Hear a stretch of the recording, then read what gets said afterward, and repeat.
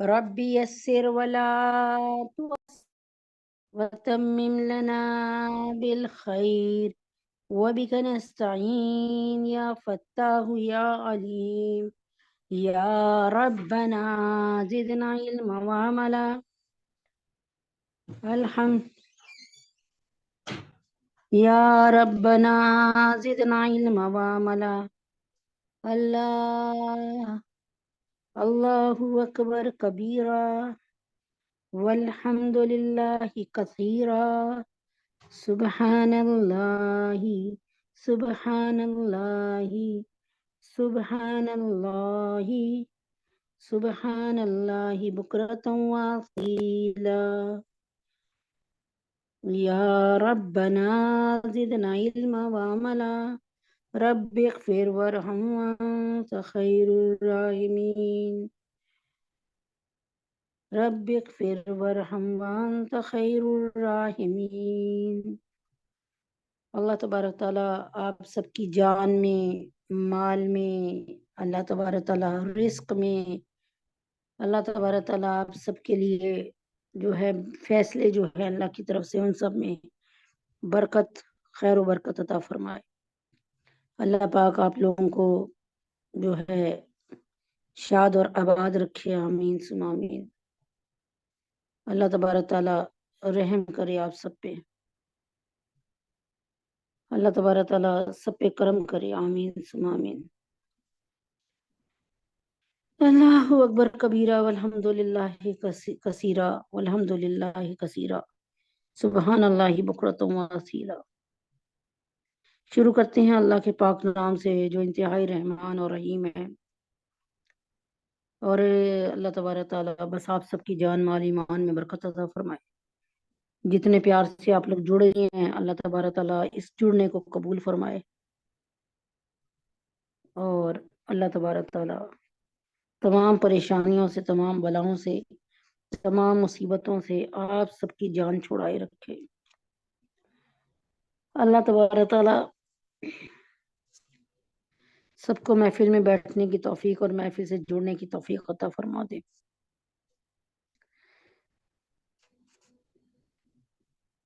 اور اللہ تبارک تعالیٰ مستفید ہونے کی توفیق عطا فرما دے، کیونکہ اس وقت ٹائم اتنا ایک دم سے جلدی جلدی والا ہوا ہے، اس میں سارے کاموں کو پورا کرنا اللہ تبارک تعالیٰ ہی کا کام ہے، ہم تو کچھ بھی نہیں ہے، اللہ تعالیٰ بس ہے سب کچھ۔ تو باقی اللہ تبارک تعالیٰ ہم سب کے جان مال ایمان میں برکت عطا فرمائے۔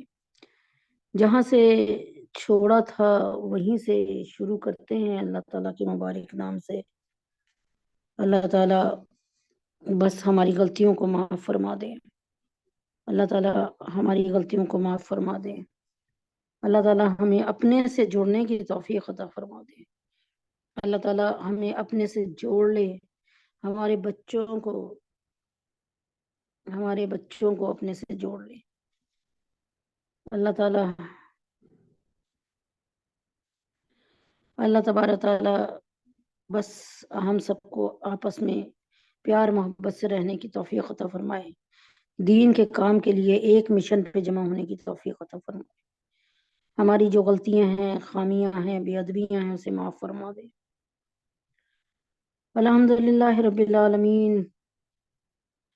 اللہ تعالیٰ آپ سب کی عمر میں جان مال ایمان میں برکت عطا فرمائے، اللہ تعالیٰ آپ لوگوں کو ہر قسم کے موذی مرض سے، ہر قسم کی آزمائش سے، اور ہر قسم کی پریشانی سے، ہر قسم کی بیماریوں سے اللہ تبارک تعالیٰ آپ کو اپنی حفاظت خاص میں رکھے، تعالیٰ دین سے جوڑے رکھے آپ سب کو، اور اللہ تعالیٰ دین سے جوڑ کر اللہ تعالیٰ دنیا میں بھی جنت عطا فرمائے اور آخرت میں وسیع جنت عطا فرمائے۔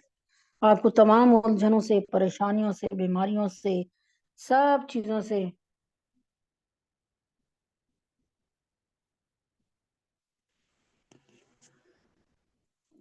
ضرور جو ہے وہ اللہ تبارک تعالیٰ جو ہے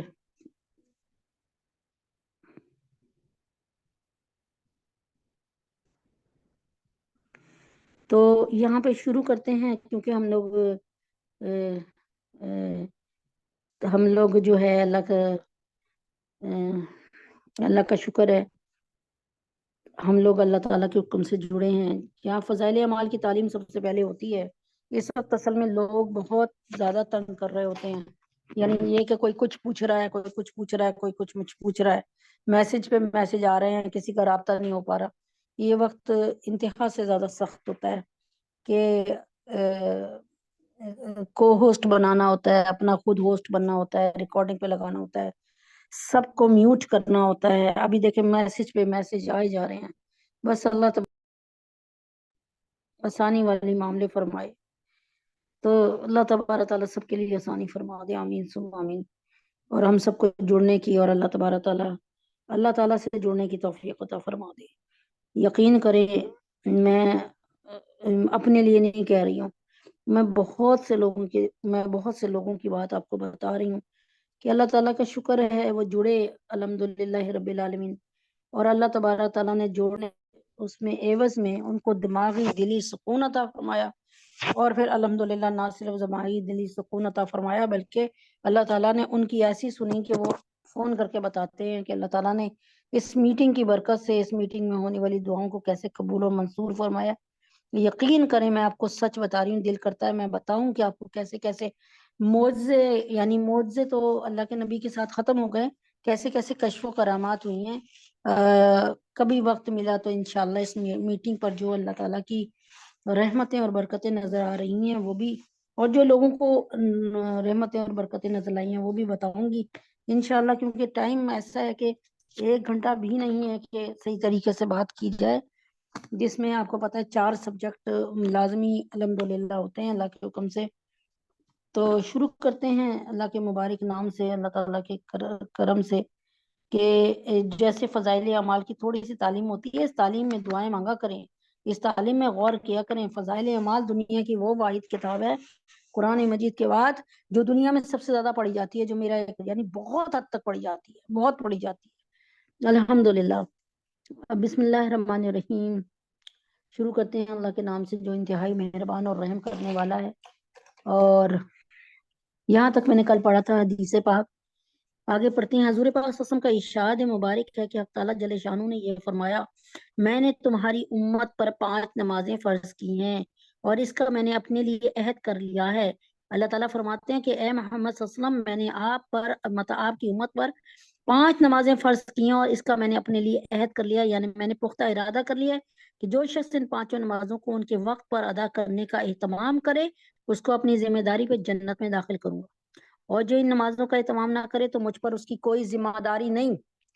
یعنی دیکھ لیں آپ ایک اس حدیث پاک، اور وہ بھی بالکل مستند حدیث ہے کہ نبی پاک صلی اللہ علیہ وسلم سے مخاطب ہو کے اللہ تعالیٰ فرما رہے ہیں کہ آپ کا جو امت تھی 5 نمازوں کا اہتمام کرے گا، باوضو رہے گا، پاک صاف رہے گا، وقت پہ وضو کرے گا، وقت پہ نمازیں پڑھے گا، نماز کی تیاری کر کے رکھے گا کہ بھائی پڑھنی ہے، اٹھ جا بھائی، سونا بہت ہو گیا، نماز اب فجر کا وقت ہو رہا ہے، اب اٹھ جا بھائی، اٹھ جا، نماز پڑھنی ہے تو نے، ٹھیک ہے.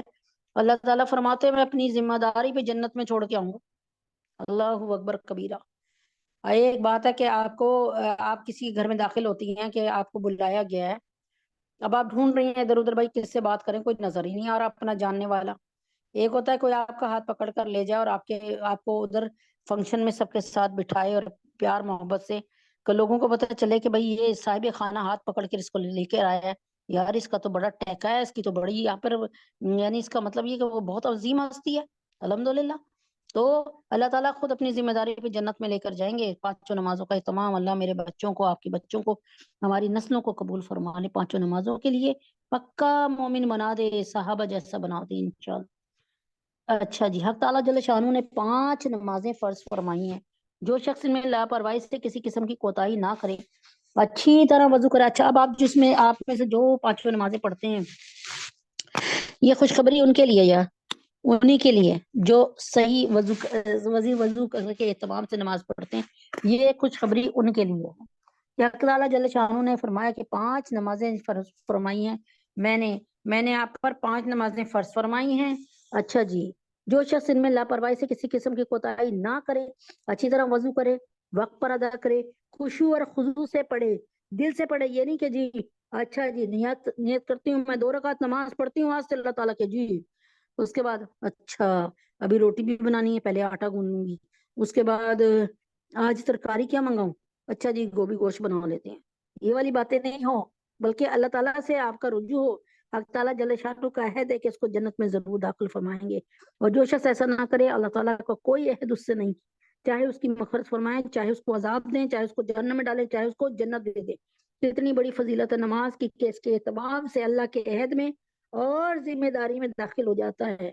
ہم دیکھتے ہیں کوئی معمولی سا حاکم یا دولت مند کسی شخص کو اطمینان دلا دینا، کوئی آپ کو M N A M P A chairman کوئی آپ کو یہ کہہ دینا کہ یہ تمہارا کام ہو جائے گا، بے فکر ہو جاؤ، تو کسی مطالبے کا ذمہ دار ہو جائے یا کسی قسم کی ضمانت کر لے تو وہ کتنا خوش مطمئن اور خوش نہ ہو جاتا ہے کہ چلو جی میرا کام تو ہو جائے گا، میں آیا ہوں، اس نے مجھ سے پکا وعدہ کیا وہ کل کروا دے گا انشاءاللہ اتنے دنوں میں۔ اس حاکم کا کس قدر احسان مند اور گرویدہ بن جائے گا وہ، یہاں تک کہ ایک معمولی عبادت پر جس میں کچھ مشقت بھی نہیں، مالک مالک کے دو جہاں کا بادشاہ عہد کرتا ہے کہ مالک کے دو جہاں کا بادشاہ، دو جہاں کا بادشاہ عہد کرتا ہے، مالک الملک عہد کرتا ہے، اللہ تعالیٰ وعدہ فرماتے ہیں، پھر بھی لوگ اس چیز سے غفلت اور لاپرواہی برتتے ہیں۔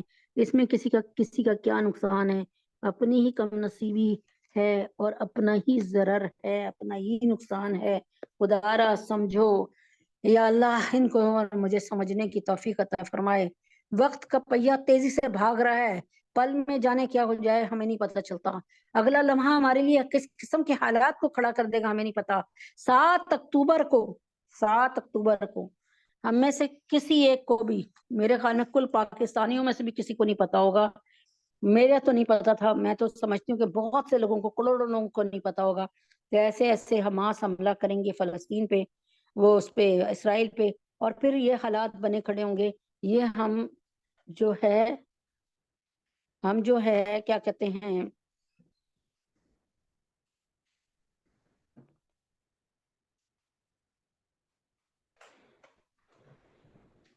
ہم جو ہے ہم یہ سوچتے ہیں، ہم یہ سمجھتے ہیں کہ مطلب ہم لوگ اپنے آپ کو جو ہے ذرا سی ذمہ داری قبول کر لیں کہ نماز کو وقت پہ پابندی کے ساتھ ادا کریں۔ اللہ تعالیٰ کہہ رہے ہیں کہ میں اپنی ضمانت پہ جنت میں داخل کروا کے آؤں گا۔ اللہ کی قسم، اللہ ساتھ ہوں، ہمارا ہاتھ پکڑے ہوں اور جنت کا دروازہ کھولے، کھل جائے، خود ہی کھولے نہیں، کھل جائے گا میرے رب کو دیکھ کر، اور تمام کے تمام ملائکہ میرے رب کو دیکھ کر ایک قطار در قطار کھڑے ہوں گے، اور میرے رب نے آپ میں سے کسی کا ہاتھ پکڑا ہو اور آپ کے طفیل اور آپ کے صدقے کہیں میرا ہاتھ پکڑ لیا ہو، اب آپ سوچے میرا ہاتھ میرے رب کے ہاتھ میں ہو اور وہ جنت میں مجھے لے کر جائے گا، تو کیا آپ کا کیا خیال ہے کہ اللہ تبارک تعالیٰ مجھے ادنا جنت میں رکھیں گے؟ اللہ کی قسم اللہ ساتھ ہوں گے۔ اللہ تبارک تعالیٰ ایسی جنت، مجھے تو اللہ تعالیٰ جنت میں ایک پینسل برابر بھی جگہ دے دینا، ایک چھڑی برابر بھی جگہ دے دیں، ایک اللہ تعالیٰ انگلی برابر بھی جگہ دے دے تو میں اس کے قابل بھی نہیں ہوں۔ لیکن اگر اللہ تبارک تعالیٰ ہم پر اعلیٰ جنت کو پیش کر دیں اور اللہ کا ہاتھ ہمارے ہاتھ میں ہو، ہمارا ہاتھ اپنے رب کے ہاتھ میں ہو، تو سوچے ذرا، دیکھنے والا بھی کہے گا کیسی زبردست سفارش لے کے آیا، اور آسمان کے فرشتے اور سارے باقاعدہ جنتی دوسرے لوگ کیا دیکھ رہے ہوں گے کہ اللہ کا ہاتھ ہمارے ہاتھ میں ہے۔ اب آپ سوچ لیں کہ اس کی عزت قدر اس وقت کیا ہوگی ایک بندے کی۔ اللہم جعلنا منہم، مجھے بھی اور آپ کو بھی اس میں شامل فرما دے، آمین ثم آمین۔ آگے شروع کرتے ہیں۔ تو نمازوں کی پابندی کریں، پکا ارادہ کریں کہ نمازیں پڑھنی ہے، پکا ارادہ، یقین کریں۔ میں آپ کو پھر بتاتی ہوں، میں یہ بتا رہی ہوں، یہ کوئی روایت میں نے سنی ہے، مطلب بیان میں سنی ہے کسی صحیح والے بیان پہ، لیکن میں نے خود پڑھنے کا اتفاق شاید نہیں ہوا کہ حضرت موسیٰ علیہ السلام نے فرمایا کہ جب میں نے اللہ سے کہا کہ میں آپ کو دیکھنا چاہتا ہوں، تو اللہ نے فرمایا موسیٰ میں اپنی تم مجھے نہیں دیکھ سکے گا، ٹھیک ہے نا، اچھا میں اپنی تجلی جو ہے کوہ طور پہ ڈالتا ہوں، اے موسیٰ اگر تو برداشت کر جاتا ہے تو ٹھیک ہے، پھر مجھے بھی دیکھ لینا، یعنی تو میرا جلوہ برداشت کر لے گا، میرا جلال برداشت کر لے گا۔ اللہ اکبر۔ موسیٰ علیہ السلام نے فرمایا ٹھیک ہے جی، ٹھیک ہے، منظور ہے۔ اللہ تعالیٰ نے کوہ طور پہ اپنی تجلی ڈالی، پہاڑ جل گیا، موسیٰ علیہ السلام بے ہوش ہو گئے۔ کہا جاتا ہے کہ سب سے پہلے جو ہوش میں آئے گا نا بندہ قبر سے اٹھنے کے بعد، وہ موسیٰ علیہ السلام ہوں گے۔ یہ تو واللہ عالم، پڑھا ہے، مجھے اس پر کوئی مستند نہیں ہے، قول نہیں پتا، لیکن ایک پڑھی ہوئی بات آپ تک پہنچائی ہے، اس کے لیے کہہ دیا کہ روایت ہے۔ سنا ہے، ٹھیک ہے نا۔ اب یہاں پر ایک اور بات کہ جب اللہ تبارک تعالیٰ کے حکم سے جب موسیٰ علیہ السلام سے سوال کیا گیا بھائی تم کیوں نہیں دیکھ سکے، انہوں نے کہا بھائی مجھ سے تو برداشت ہی نہیں ہوا، میں تو دھڑ سے گر گیا، بے ہوش ہو گیا۔ اچھا، تو موسیٰ علیہ السلام نے ایک بات کہی، اسے کانوں سے کھول کر سن لیں، اسے اپنے کان کھول کر سن لیں، شاید یہ بات آپ نے پہلی دفعہ سنی ہو کہ موسیٰ علیہ السلام نے فرمایا کہ میں تو نہیں دیکھ سکا اپنے رب کو، نہیں دیکھ سکا نا، نہیں دیکھ سکا، میں تو اپنے رب کو نہیں دیکھ سکا، لیکن ایک ایسی امت آئے گی محمد مصطفیٰ احمد مجتبیٰ صلی اللہ علیہ وآلہ وسلم کی، اللہ اکبر کبیرہ، اللہ اکبر کبیرہ، جب وہ اپنا ہاتھ باندھ کر کہے گی اللہ اکبر، تو اللہ تعالیٰ اپنے سارے 70,000 پردوں کو گرا کر اس کے آگے آ کر بیٹھ جائیں گے، اس کے سامنے آ کر بیٹھ جائیں گے، واللہ اکبر۔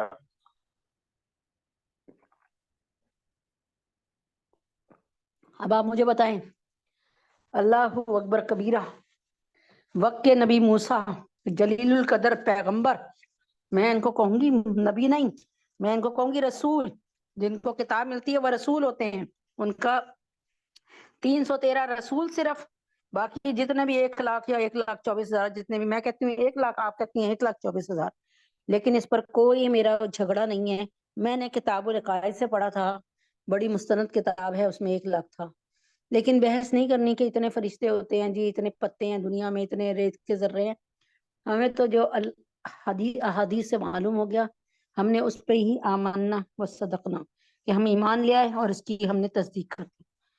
اللہ اکبر کبیرہ، بسم اللہ الرحمن الرحیم۔ آج ہے منگل کا دن، اور منگل کے دن ہوتا ہے نماز کا دن، تو بسم اللہ الرحمن الرحیم، تو نماز کا دن ہے، نماز کے مسائل ہیں الحمدللہ جو شروع ہیں۔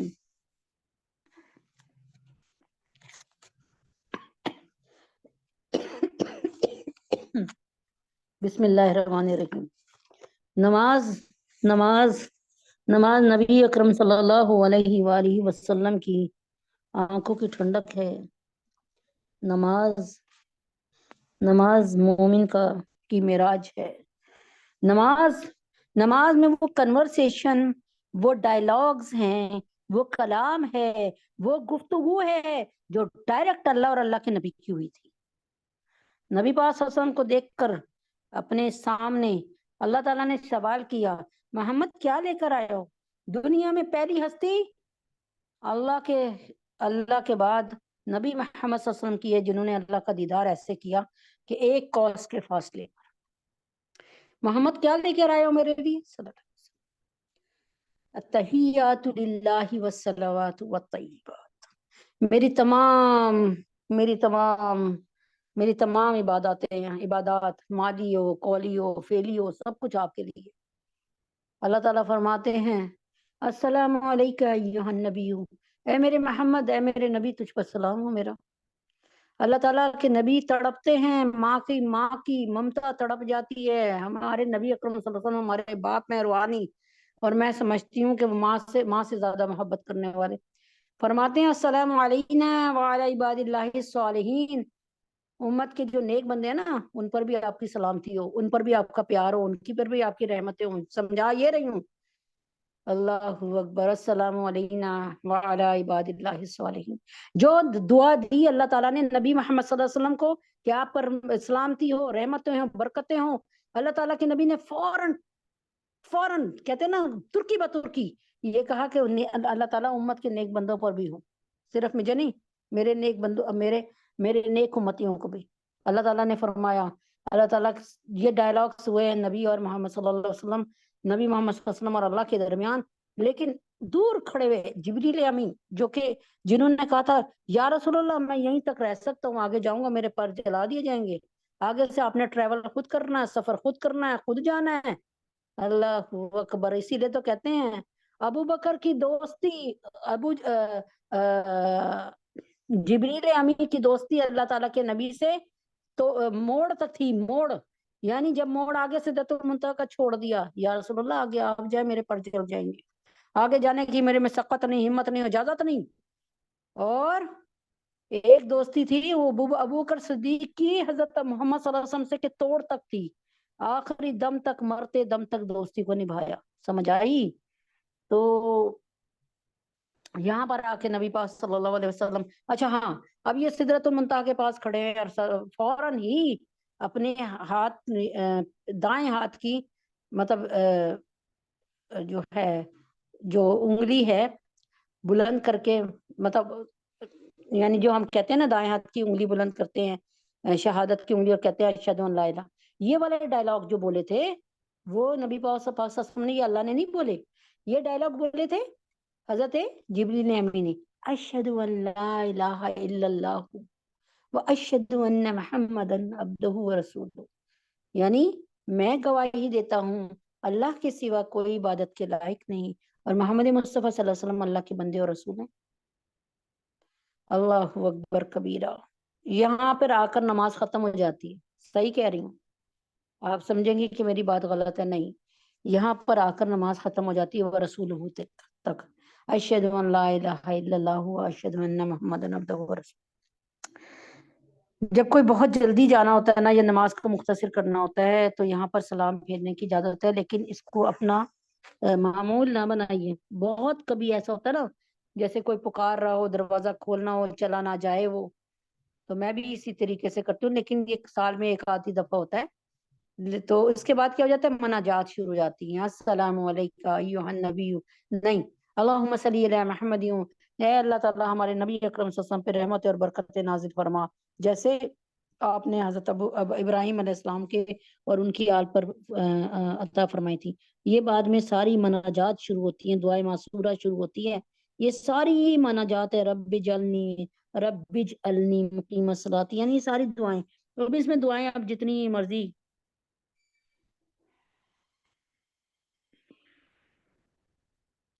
بیچاری ایک بہن ہے اس وقت بھاولپور سے تعلق ہے ان کا، اور وہ بیچاری کافی دیر سے ملا رہی ہیں، نہیں ہو رہا. اور ابھی مسز آصف آپ کو، اچھا مسز آصف نہیں ہے اس وقت، چلیں ٹھیک ہے.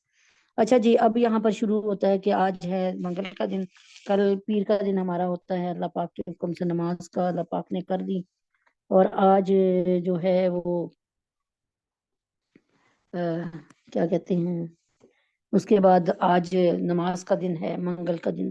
اعوذ باللہ من الشیطان الرجیم، بسم اللہ الرحمن الرحیم.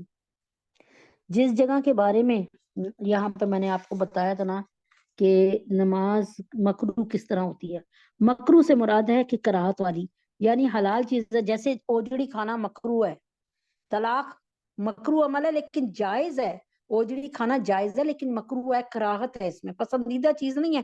کھا سکتے ہیں، جس نے کھانا کھا لو، ٹھیک ہے نا. تو وہ چیز جس سے کرنے سے نماز نہیں ٹوٹتی لیکن ثواب کم ہو جاتا ہے. ناپسندیدہ چیز کہتے ہیں لیکن چل جائے گا. نماز میں کون سے کام مکروہ ہیں، یعنی کوک پر یعنی پیٹ پر ہاتھ رکھنا. نمبر 2، کپڑے سمیٹنا، یا بار بار کپڑے سمیٹتے رہنا. تیسری بات، جسم یا کپڑے سے کھیلتے رہنا. چوتھی بات، انگلیاں چٹکانا. پانچویں بات، دائیں بائیں گردن کو موڑنا. چھٹی بات، ایک انگڑائی لینا. ساتویں بات، قاعدے میں کتے کی طرح بیٹھنا، جیسے کتا نہیں پیر پھیلا کے آگے تک بیٹھ جاتا ہے ویسے بیٹھنا. چادر وغیرہ کو لٹکا ہوا چھوڑ دینا، یعنی لپیٹ نہ لینا اور بکل نہ مارنا. یعنی ایک بعض دفعہ چادر اتنی ٹائٹ باندھ لیتے ہیں کہ اس میں سے اپنی انگلی ہاتھ ہی نہیں نکل رہا ہوتے تکبیر کہنے کے لیے یا نیچے. ایسے نہیں کرو، بلکہ ایسی چادر اوڑھ لیں. آج کل تو آپ کو پتہ نا، ایک ایسی قمیض جس کا گلا بنا ہوتا ہے اور جس میں بازو ہوتے ہیں، اس طرح کو پہن لیا جاتا ہے. اور اسے کیا کہتے ہیں میرے ذہن میں ابھی نہیں آ رہا. اور وہ بڑے آرام سے نماز آسان ہو جاتی ہے، بہت آسان ہو جاتی ہے اس میں، کہ اس کو ایک کھلی سی قمیض ہو. میں سمجھانے کے لیے، اب گلا بنا ہوتا ہے اور اس میں بازو بنے ہوتے ہیں، سمجھ لیں بہت کھلی قمیض، آرام سے نماز پڑھ لی اس میں، ٹھیک ہے. تو بغیر عذر کے چاروں زانوں یعنی آلتی مارتی مار کر بیٹھنا نماز میں، یہ بھی منع ہے. سامنے یا سر پر تصویر کا ہونا، کسی بھی جاندار کی تصویر کا. اب کسی پھول کی تصویر ہو جائے، کسی بلڈنگ کی تصویر ہو، یعنی بلڈنگ میں مراد یہ ہے خانہ کعبہ کی تصویر ہو جائے، یا پھر ایسے بھی ہو سکتا ہے بھائی کسی پارک کی تصویر ہو جائے، چلو چل جائے گا، ٹھیک ہے، لیکن کسی بھی جاندار کی تصویر نہ ہو. پیشاب پخانا یا بھوک کا تقاضا ہوتے ہوئے نماز پڑھنا. پیشاب زور سے آ رہا ہے لیکن نماز پہلے پڑھ لوں، 2 رکعت ہی تو پڑھنی ہے فجر کی. نہیں بھائی، پہلے جا کے فارغ ہو جاؤ کہ بار بار دماغ. اچھا ایک بات، ساری باتیں چھوڑ جائیں، پیشاب پخانا اور یہ جو ہوتا ہے نا بھوک کا تقاضا ہونا، اس میں آپ یہ دیکھ لیں کہ اگر تو آپ کا دھیان اس کی طرف نہیں جا رہا تو نماز پڑھ لیں، لیکن اگر تقاضا اتنی زور کا ہے کہ بار بار دھیان جا رہا ہے تو پہلے پھر آپ جا کر فارغ ہو لیں اور یا کھانا کھونا کھا لیں اور اس کے بعد پڑھ لیں اگر ٹائم ہو۔ آنکھیں بند کر کے نماز پڑھنا یہ بالکل نہیں جائز نہیں ہے۔ ہاں کسی وقت ایسا ہوتا ہے نا کہ انسان کے سامنے بڑی چیزیں آ رہی ہوتی ہیں، کوئی گزر رہا ہوتا ہے، پھر تھوڑی دیر کے لیے بند کرنے میں حرج نہیں ہے کہ تاکہ وہ خشوع اور خضوع کے ساتھ نماز پڑھ لے، لیکن نمازیں آنکھیں بند کر کے نہ پڑھیں۔ جاندار کی تصویر والے کپڑے میں نماز پڑھنا، اگر آپ کی جا نماز میں کوئی ایسی تصویر بنی ہوئی، کوئی پرندے چرندے اس کی آنکھیں نظر آ رہی ہیں، یا پھر آپ نے جو کپڑے پہنے ہوئے اس میں آپ نے کوئی تتلی ستلی بنائی ہوئی ہے اور اس طرح کی کہ جس سے اندازہ ہو رہا ہے کہ یہ کسی جاندار کی تصویر ہے، تو اس میں سے نماز نہ پڑھے، پلیز اتار دیں اس کو، کوئی بات نہیں ہے، کوئی ایسی قمیض پہن لیں جس پر کوئی تصویر ہی نہ بنی ہو۔ جس جگہ کے بارے میں یہ اندیشہ کوئی نماز میں ہنسا دے گا یا دھیان بڑھ جائے گا، یعنی جہاں بیٹھے لوگ باتیں کر رہے ہیں، ہنس رہے ہیں، بچے دوڑ رہے ہیں، ایسی جگہ پہ نماز نہ پڑھیں۔ یا نماز میں بھول چوک ہو جائے گی تو وہاں نماز پڑھنا کیسا ہے؟ یعنی اب یہ کہ ایسی جگہ پہ جہاں پہ رش ہو، شور ہو، آنا جانا ہو، بھائی وہاں سے نماز نہ پڑھیں۔ وہاں سے دیکھیں مردوں کے لیے ہے کہ مسجد میں جا کے پڑھیں، عورت کے لیے اللہ تعالیٰ کے نبی نے صاف بتا دیا کہ اگر وہ گھر کے صحن میں نماز پڑھتی ہے تو دالان میں پڑھے، دالان میں نماز پڑھتی ہے تو برآمدے میں پڑھ لے، اور اگر برآمدے میں پڑھتی ہے تو پھر کمرے میں پڑھے، اور کمرے میں پڑھتی ہے تو اس کمرے میں پڑھے جو سب سے الگ تھلگ اور ایک کونے میں نماز پڑھے، یعنی کمرے میں کوئی جھانکے تو اسے ایک دم سے نظر اس کی عورت پہ نہ پڑے۔ ایسی نماز کا درجے با اعتبار درجے کے بڑھتی جائے گی، یعنی ثواب کے حساب سے اور ثواب ہوتا جائے گا۔ یعنی یوں کریں کہ اپنی نماز کو بھی چھپا کر پڑھیں، ٹھیک ہے نا، یہ بہتر ہے۔ تو ایسی جگہ پہ نماز پڑھنا مکروہ ہے جہاں تصویریں ہوں، یعنی ایسی جگہ پہ جہاں پہ آنا جانا ہو، جہاں پہ باتیں شاتیں ہو رہی ہوں، بچوں کا شور ہو، ایسی جگہ نماز پڑھنا نماز ہو جائے گی، مکروہ ہے۔ جہاں تصویر ہو وہاں پر نماز پڑھنے کا کیا حکم ہے؟ جس فرش پر تصویریں بنی ہو اس پر نماز ہو جاتی ہے، لیکن تصویر پر سجدہ نہ کریں اور تصویر والی جائے نماز نہ رکھنی چاہیے۔ اگر تصویر سر کے اوپر یا چھت پر یا دو چھتی یعنی گیلری میں پر چھتی پہ بنی ہو، یا آگے کی طرف ہو یا دائیں بائیں ہو تو نماز مکروہ ہے، اگر پیچھے ہو تو بھی مکروہ ہے، مگر پہلی والی صورتوں سے کم کراہت ہے۔ یعنی اب آپ یہ سن لیں کہ اگر کوئی تصویر آپ کے سامنے، میں آپ کو ایک بات بتاتی ہوں، تصویر آپ کے سامنے لگی ہے، آپ میرے گھر میں آئی اور میرے گھر میں نے کہا نماز پڑھ لیں، اب آپ میرے گھر میں نماز کی جگہ پہ ایک انتہائی خوبصورت تصویر لگی ہے، اس میں کوئی جاندار نہیں ہے، کوئی پرندہ نہیں ہے، لیکن کیا ہے اس میں بڑی خوبصورت آبشار بہ رہی ہے، جھرنے ہیں، بڑے خوبصورت خوبصورت پھول ہیں، ٹھیک ہے نا۔ اب وہ تصویر اتنی خوبصورت اور جاذب اور دلکش ہے کہ بار بار اس کو دیکھنے کا دل کر رہا ہے، تو بھائی اس طرح تو نماز سے، یعنی ہر وہ چیز جو آپ کی اٹینڈنس یعنی آپ کا جو اٹینشن ہے نا، آپ کا جو توجہ ہے نا، وہ اپنی طرف کرے، اس کو آپ ہٹا دیجیے وہاں سے، ختم بات۔ میں تو یوں کرتی ہوں، کئی دفعہ میں ایسا ہوا کہ میرا نماز کا ٹائم ہو گیا اور انہوں نے کسی نے صاحب خانہ نے کہا کہ میں نے کہا نماز پڑھنی ہے، اچھا ہمارے پڑھ لیں۔ اب میں ڈرائنگ روم میں گئی ہوں، بیٹھی ہوں گی وہ یہاں پر بہن میری، اللہ تعالیٰ ہم سب کو استقامت دے دین پر، اور ہمیں ہماری زندگیوں میں رد و بدل آ جائے، اسلام کے مطابق تبدیلی آ جائے۔ اب وہ اس میں کیا کہتے ہیں، میں نماز پڑھ رہی ہوں، اللہ اکبر کبیرہ، ڈرائنگ روم میں داخل ہوئی ہوں اور اس قدر مجھے تصویریں، ہر ان کی ٹیبل پہ جو سائڈ ٹیبلز ہیں، ہر سائڈ ٹیبل پہ تصویریں ہیں، کسی کی شادی کی لگی ہے، کسی بچے کی لگی ہے، کسی کا کوئی لگا ہے۔ اب میں تو ایک دم تھوڑی دیر کے لیے سوچوں باہر نکلوں، گھر واپس جاؤں، جہاں بھی ہے نماز، لیکن پھر وہ وقت کی کمی کی وجہ سے چلو نماز پڑھنی پڑ گئی۔ پھر میں نے تو اپنے سامنے کی ساری تصویروں کو اوندا کر دیا، یعنی اس کو پلٹ دیا اور نیچے وہ کر دیا، اور اس کے بعد میں نے ادھر ادھر دیکھا، جتنی میری استطاعت تھی اس نے کر لیا، جو بڑی بڑی تصویریں پیچھے لگی ہوئی ہیں۔ اب وہاں پہ مجھے کچھ نہیں سمجھ آ رہا تھا کہ اب اس کو میں کیا کروں مزید۔ بہرحال میں نے اللہ سے معافی مانگ کے نماز پڑھ لی کہ وقت کم تھا۔ تو بہرحال کہنے کا یہ مطلب ہے کہ لا تدخل الملائکۃ بیتا فیہ کلب و تصاویر، ہمارے پاس یہ حدیث کیا کافی نہیں ہے ہمارے اندر بدل کرنے کے لیے، کہ ہم کہتے ہیں ہمارے گھر کے حالات بڑے خراب ہوتے جا رہے ہیں، بڑی لڑائیاں ہو رہی ہیں، ہمارے گھر میں رزق کی کمی ہو رہی ہے، بچوں کی نافرمانی ہے، بچوں کی شادیاں نہیں ہو پا رہی، یا بیماریوں سے ہم جان نہیں چھٹ رہی، ارے خدا کے واسطے اپنے گھروں سے جانداروں کی تصویریں ہٹائیں.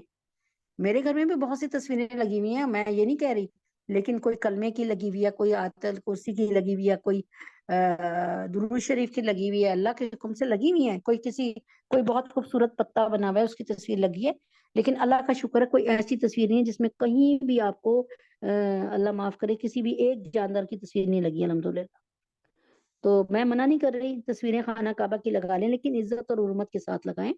اور باقی ایسی تصویر جہاں آپ نے نماز پڑھنی ہے کوشش کریں کوئی تصویر نہ لگائیں تو بہتر ہے. جس فرش پہ تصویریں بنی ہوں اس پر نماز ہو جاتی ہے، لیکن تصویر پر سجدہ نہ کریں. اور تصویریں والی جائے نماز نہ رکھنی چاہیے جس پر تصویریں بنی ہوں. اگر تصویر سر کے اوپر یا چھت یا پر چھتی پر یا دو چھتی پر گیلری میں بنی ہو، یا آگے کی طرف ہو یا دائیں بائیں ہو تو نماز مکروہ ہے. اگر پیچھے ہو تو بھی مکروہ ہے، مگر پہلی والی صورتوں سے کم قرات ہے، یعنی کم مکروہ ہو جائے گی. بالکل سامنے تو ہونی نہیں نہ چاہیے، یہ کہنا چاہیے. اگر تصویر بہت چھوٹی ہو تو اس کا کیا حکم ہے؟ اگر تصویر اتنی چھوٹی ہو کہ زمین پہ رکھ دی جائے تو کھڑے ہو کر دکھائی نہ دے، پوری تصویر نہ ہو، سر کٹا ہو تو کوئی حرج نہیں. ایسی تصویر سے کسی صورت میں نماز مکروہ نہیں ہوتی، چاہے جس جانب مرضی ہو. اس میں ایک چاہے وہ آگے رکھی ہو، چاہے بائیں رکھی ہو، دائیں رکھی ہو، ایسی تصویر جن کو بڑی مشکل سے دیکھا جاؤ. اب یہ اس کی مثال بڑی خوبصورت آپ لوگوں کے پاس ہے، دور جانے کی ضرورت ہی نہیں ہے. وہ مثال کیا ہے کہ 10 روپے کا نوٹ یا 20 روپے کا نوٹ گرا ہوا ہے، قائد اعظم صاحب کی تصویر بنی ہوئی ہے نا. اب یہ ہے کہ وہ ایک طرف ہے ادھر نظر ہی نہیں پڑی ہماری، ٹھیک ہے، تو چھوٹی سی تصویر ہے اور ایک بندہ جب غور سے دیکھے گا تو پتہ چلے گا. تو اس سے حرج تو کوئی نہیں ہے، لیکن اگر آپ اسے اٹھا کر کسی چیز کے نیچے رکھ دیں، جیب میں رکھ لیں پیسوں کو، یا دے دیں جن کے گھر میں گری ہو تو بہتر ہے. لیکن اس سے نماز میں کوئی کراہت نہیں آئے گی، نماز مکروہ نہیں ہوگی. امید ہے کہ بہت اچھی طرح سمجھ آ گیا ہوگا. باقی اللہ تعالیٰ حق بات کہنے کی اور حق بات سننے کی، حق بات پر عمل کرنے کی، حق بات کو پھیلانے کی توفیق عطا فرمائے. اور امید ہے کہ اور اللہ تبارک تعالیٰ جہاں جتنی عورتیں بیٹھی ہیں، اللہ تبارک تعالیٰ ان کے دلوں میں جو آرزویں ہیں، جو خواہشیں ہیں، اللہ تعالیٰ ان کے جو مسائل ہیں اس وقت، اللہ تعالیٰ جو مسائل ہیں، جیسے کسی کی بچی بیمار ہے، کسی کا کوئی گھر میں بیمار ہے، کوئی کسی کے بل بہت زیادہ آ گیا ہے، نان پیمنٹ میں بجلی کٹ رہی ہے، کسی کے شوہر کی طرف سے بڑی دل دکھانے والی کیفیت ہے، کسی کی اولاد کی طرف سے بڑی دل دکھانے والی کیفیت ہے، ہزاروں مسئلے ہیں ہزاروں لوگوں کے ساتھ. اللہ تعالیٰ سب کے مسائل کو اپنی اس میٹنگ کی برکت سے اور اپنی کیا کہتے ہیں اپنی اللہ تعالیٰ بہت بڑی قدرت کے طفیل ان کے ان مسئلوں کو دور فرمائے، اور اللہ ان کے گھروں میں سکون عطا فرمائے. اللہ تعالیٰ ہر جان کو جو یہاں بیٹھی ہے اس کو سکون عطا فرمائے. اللہ تعالیٰ فلسطین کے لوگوں پر رحم فرمائے. اللہ تعالیٰ فلسطین کے لوگوں پر رحم اور کرم فرمائے. اللہ تعالیٰ فلسطینی مسلمانوں کی، حماس کی مجاہدین کی مدد فرمائے. اللہ پاک ہر طرح سے دائیں سے بائیں سے اوپر سے نیچے سے جیسے اپنے لشکر بھیجے تھے اپنے حبیب کے طفیل میں، نبی پاک صلی اللہ علیہ وسلم کے صدقہ اللہ تعالیٰ وہ لشکر جو بدری صحابہ کے ساتھ لڑ رہے تھے، اللہ وہی لشکر ان حماس کے لوگوں کے ساتھ لڑنے کے لیے بھیج دے. آمین. آگے ہے اعوذ باللہ من الشیطان الرجیم، بسم اللہ الرحمن الرحیم. یسألونک عن الانفال. نبی اکرم صلی اللہ علیہ وآلہ وسلم جب ہمارے لیے نبی بنے 40 سال کی عمر میں، خدا کی قسم اللہ تعالیٰ نے 1,24,000 جو آپ لوگ کہتے ہیں، میں کہتی ہوں 1 لاکھ انبیاء کی امت کو کے لیے وہ قاعدے اور قانون، ان نبیوں کی جو نبی گزر چکے دنیا سے، اب چلے گئے، اب قیامت تک سوائے ایک نبی کے، حضرت عیسیٰ علیہ السلام، جو کہ دنیا سے گزرے نہیں ہیں، جن کو صحیح سلامت پوری جی جان کے ساتھ پوری زندگی کے ساتھ اللہ تعالیٰ نے یہودیوں کے شر سے بچا کر، اللہ تبارک تعالیٰ نے ان کی ریپلیسمنٹ میں ان کی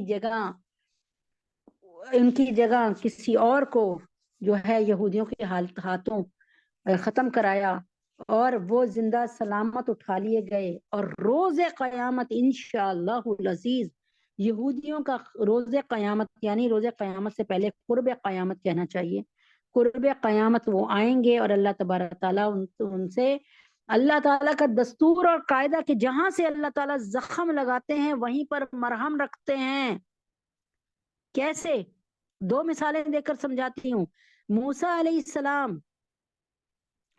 موسیٰ کا مطلب موسیٰ علیہ السلام کا صحیح نام کیا ہے مجھے نہیں ذہن میں لگ رہا، میرے قاری صاحب نے بتایا تھا لیکن ایک نہیں ذہن میں آ رہا اس وقت. موسیٰ علیہ السلام کا موسیٰ کا مطلب ہے پانی سے نکلا ہوا. موسیٰ علیہ السلام زندہ سلامت پانی سے 2 دفعہ نکلے اور بڑے معجزانہ طور پہ جب آپ جناب علیہ السلام جو تھے بچے تھے، 1-1.5 سال کے ہوں گے یا کچھ مہینوں کے ہوں گے، اس پر مجھے نہیں پتا، کچھ ماہ کے بچے تھے اور آپ کی ماں نے اللہ کے کہنے پہ آپ کو لکڑی کے صندوق میں بہا دیا تھا. تو کس میں؟ دریائے نیل کے حوالے کیا تھا، دریائے نیل کے حوالے کر دیا تھا. تو اللہ تعالیٰ نے آپ کو زندہ سلامت پانی میں بچا کر لے آئے اور پھر فرعون کے گھر میں آپ کی پرورش کروائی. ایک یہ بات. دوسری دفعہ اللہ نے آپ کو صحیح سلامت پانی میں بحیرہ قلزم میں ڈوبنے سے بچایا، آپ کو اور بنی اسرائیل کو. تمام پانی کو اللہ تعالیٰ نے فانجینا وَإِذْ فَرَقْنَا بِكُمُ الْبَحْرَ، جب اللہ تعالیٰ نے سمندر کو پھاڑ کر راستہ بنا دیا اور اللہ تعالیٰ کے حکم سے موسیٰ اور موسیٰ کے حواری اور موسیٰ علیہ السلام کے جو تھے اس وقت بنی اسرائیل کے لوگ، وہ سارے کے سارے باحفاظت اس راستے سے گزر گئے، لیکن فرعون اور اس کا لشکر اسی پانی میں ڈوب گیا. اللہ نے پانی ملا دیا. یعنی اللہ تبارک تعالیٰ نے کتنا بڑا معجزہ دکھایا. اب ہم اللہ تعالیٰ سے دعا کرتے ہیں کہ اللہ تمام کشف و کرامات اس وقت حماس کے ساتھ اور حماس کے مجاہدین اور اللہ تعالیٰ فلسطین کے تمام مسلمانوں کے حق میں اللہ تعالیٰ بہترین مددگار، اللہ تعالیٰ بہترین مددگار ہو جا.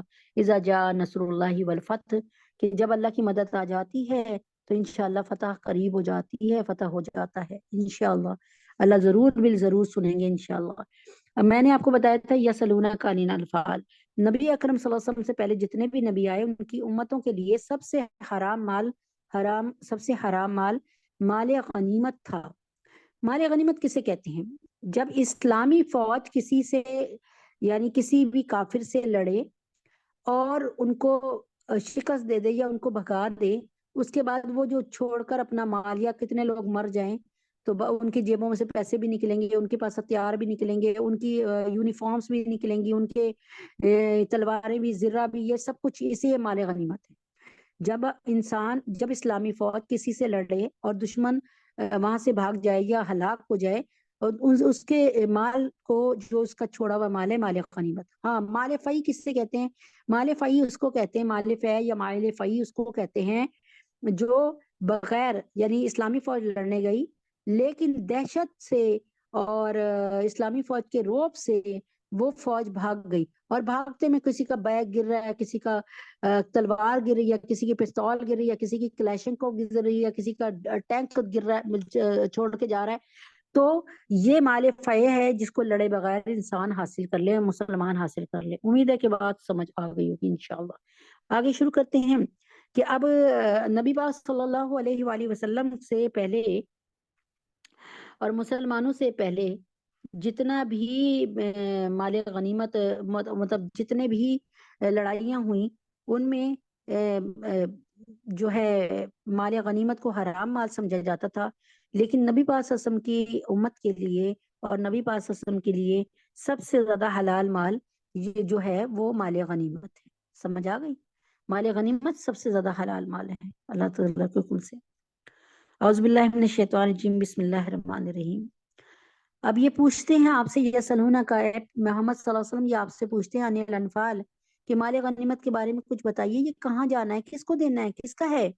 ٹھیک ہے، تو کیونکہ اس کی شان نزول بہت زیادہ ہے چنانچہ یہ ایک ہی آیت جو ہے آیت نمبر 1 یہی لے کر چلیں گے. اس کی ایک ہی آیت ہے لیکن اس کا شان نزول بہت زیادہ ہے.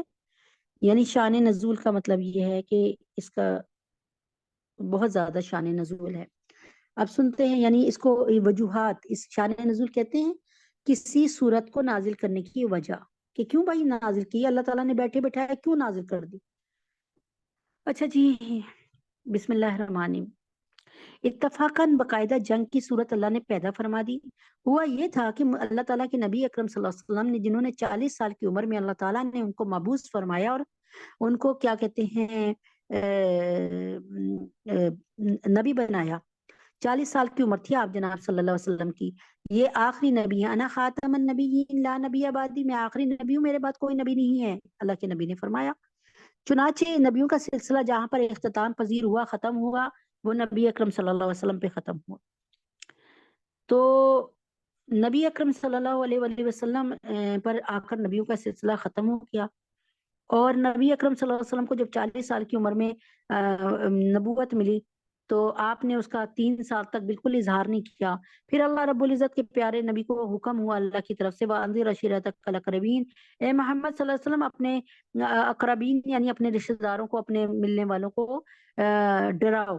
किस बात से डराओ? कयामत की हौलनाकियों से, जहन्नम के अजाब से, जहन्नम की आग से, अल्लाह की नाराजगी से, बुत परस्ती से कि ये बुत परस्ती कितनी जानलेवा है। बताओ कि ये बुत परस्ती बहुत खराब चीज है। तो अल्लाह के नबी ने जब ये ऐलान किया तो अपने भी अल्लाह के नबी के दुश्मन हो गए, गैर भी अल्लाह के नबी के दुश्मन हो गए। ये कहां से नया एक दीन उठा के ले आए मोहम्मद सल्लल्लाहु अलैहि वसल्लम।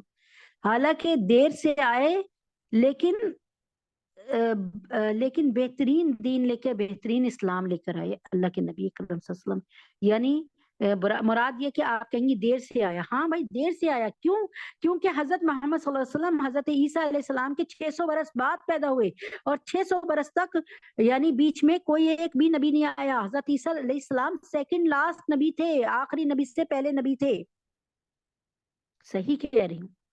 तो 200-250 साल 300 साल तो हजरत ईसा अलैहिस्सलाम का दीन ही चलता रहा। फिर लोगों ने अपने अपने दीन बना लिए, अपने अपने मजहब बना लिए। समझ आई? अब ये बातें समझानी जरूरी हैं, इसको पल्ले बांध लीजिए। तो फिर नबी पाक सल्लल्लाहु अलैहि वसल्लम 13 साल तक सहाबा के साथ, मुसलमानों के साथ जुल्म की चक्की में उनको पीसा गया। उसके बाद अल्लाह ताला, और वो चाहते थे कि हिजरत कर जाए, लेकिन उनसे पहले 2 हिजरतें हुई, उनमें उनका नाम शामिल नहीं किया अल्लाह ने। और फिर इस्लाम की तीसरी हिजरत जो सबसे बड़ी हिजरत थी कि जाए, नबी अकरम सल्लल्लाहु अलैहि वसल्लम से फरमाया कि अब आप जाइए और हिजरत कीजिए मक्का टू मदीना। मक्का से मदीना को क्यों अल्लाह ने प्रेफरेंस दी, क्यों अल्लाह ने फौकियत दी, मदीना क्यों भेजा? इसलिए कि मदीना आप जनाब सल्लल्लाहु अलैहि वसल्लम बनु नजार, जिनसे इनकी माँ का ताल्लुक था, मदीना तैयबा से इनकी माँ का ताल्लुक था, आप जनाब सल्लल्लाहु अलैहि वसल्लम की वालदा मोहतरमा का। चुनाचे आपको माँ के शहर में ला बसाया, मदीना में।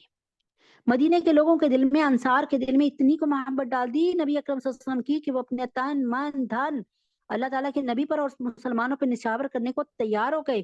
खुद अल्लाह ताला ने कुरान में ऐलान फरमाया, ए मोहम्मद सल्लल्लाहु अलैहि वसल्लम, ये जो मोहब्बत इनके दिल में हमने डाली है, पूरी दुनिया का, सुन ले, पूरी दुनिया की, पूरी दुनिया देकर भी ये मोहब्बत हम उनके दिल में आप जनाब सल्लल्लाहु अलैहि वसल्लम की और सहाबा की नहीं पैदा कर सकते थे। ये मोहब्बत अल्लाह ने डाली थी। अभी देखे ना हमें कितनी मोहब्बत है। मेरी माशाल्लाह से सारी की क्लास जो है, जो मेरे साथ की मिलके काम करवाती है, यकीन करें बाज़ दफा मैं उनको इतना बुरा भला भी कह देती हूँ, उनके साथ ज्यादती भी कर लेती हूँ, लेकिन अल्हम्दुलिल्लाह रब्बिल आलमीन, हम में से किसी को कुछ होता है, चाहे वो मैं हूँ चाहे वो, हम सब बेकरार हो जाते हैं अल्लाह के हुक्म से। किसी से भी अल्लाह ताला का शुक्र है, कीना नहीं है। तो ये मोहब्बत किसने डाली है हमारे दरमियान कि हम इस्लाम का काम एक होकर करें? अल्लाह रब्बुल इज्जत ने। उस वक्त तो नबी अकरम सल्लल्लाहु अलैहि वसल्लम, सैयदना मोहम्मद सल्लल्लाहु अलैहि वसल्लम खुद खड़े थे, तो अल्लाह ने कितने पाए की मोहब्बत डाली होगी, कितने पाए का खुलूस डाला होगा उनके दिल में अल्लाह के हुक्म से। अच्छा जी, इत्तफाकन बाकायदा जंग की सूरत अल्लाह ने पैदा फरमा दी। हुआ ये था कि नबी पाक सल्लल्लाहु अलैहि वसल्लम को मदीना आने के बाद भी 1 साल 1.5 साल तक ये खबरें मिलती रही कि आपके मुसलमानों का हशर मक्का में ये हो रहा है, उनकी तजारती काफिलों को लूटा जा रहा है, अल्लाह तबारक ताला के नबी और यानी उनके साथ ये जाती हो रही है, फलां को मारा जा रहा है, फलां को घर से निकाला जा रहा है, फलां की खेत खलियान जलाए जा रहे हैं, फलां की चीजों पर, प्रॉपर्टी पे कब्जा किया जा रहा है। अल्लाह के नबी अकरम सल्लल्लाहु अलैहि वसल्लम दिल छलनी हुआ चला जाता था।